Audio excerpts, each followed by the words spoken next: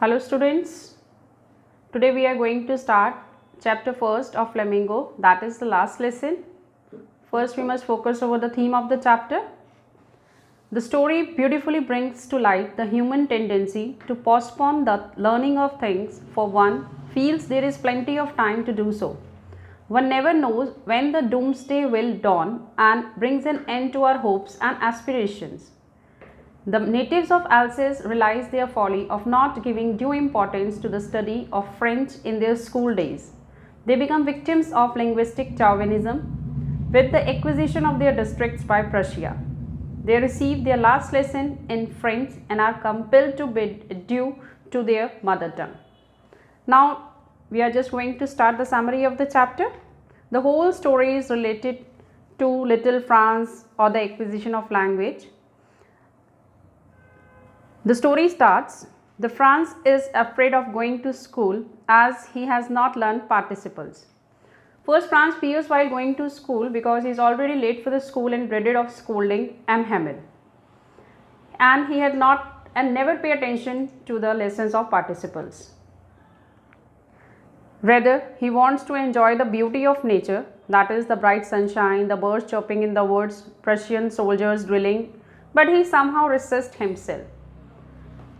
Actually, Franz thought of running away from the school because he is only afraid of going to school, all because of not learning of lesson of participles.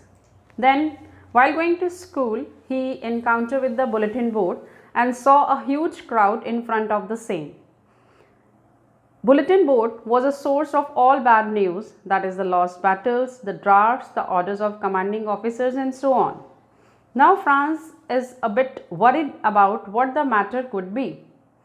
He was also astounded by the blacksmith's remark that there was plenty of time to reach school. But Franz is not be able to understand what the matter could be and why blacksmith said me all this remark and all. Later, the changes Franz noticed in the school. So there is basically usual scene at the school, beginning with a great bustle, but now the whole school seems very still and as quiet as Sunday morning. The noise of opening and closing of desk was usual seen at the school, but the unusual thing on that day was that all the classmates already in their places. Usually lessons repeated loudly in unison, but on that day peace spreads all over. Teacher's ruler striking against the table very hard, but now M. Hamel pacing up and down with the ruler under his arm. So these are the basic changes, that is usual scene at the school and the unusual scenario, that is the change scenario of that day or that particular day on which Franz was very astonished. Instead of noisy classrooms, he seems very thin, that is the teacher dressed in his Sunday best. M. Hamels is putting unexpectedly kind nature and the beautiful green coat, frilled shirt and an embroidered black silk cap, which he normally wore on inspection and prize days. Whole school wore a strange and serious look, but still Franz was not be able to understand what the situation is. Last benches that used to be empty was occupied by the villagers.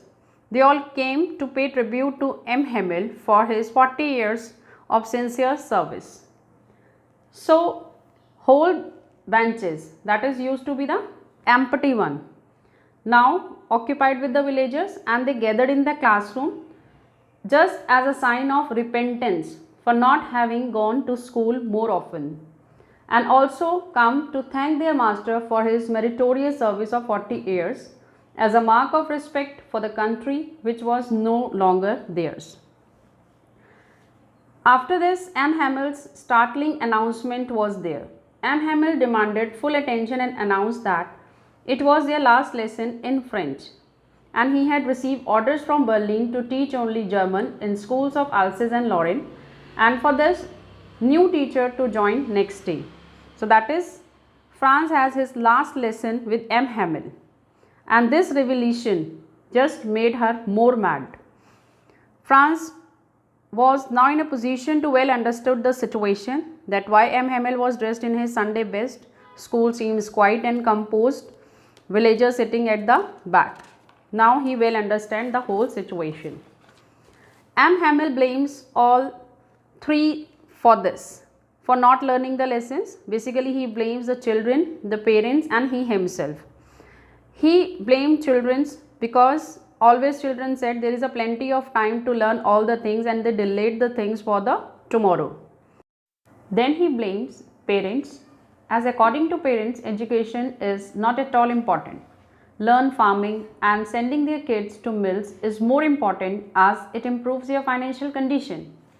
Lastly, he blames himself for the same and said he had often sent the students to water his plants, and whenever he wanted to go fishing, he just gave them a holiday. Then he emphasizes over one point that always keep the mother tongue close to your heart, as it is the key to the prison of slavery. After this, the whole class studying with utmost sincerity. Lastly, M. Hamel overcome with emotions and could not speak. As he was overcome with emotions and not be able to speak any word, not be able to utter any word, and with all his might and strength, he wrote on the blackboard, "Long live France." So the whole chapter concludes in that way. Thank you for taking the time to watch the video. We hope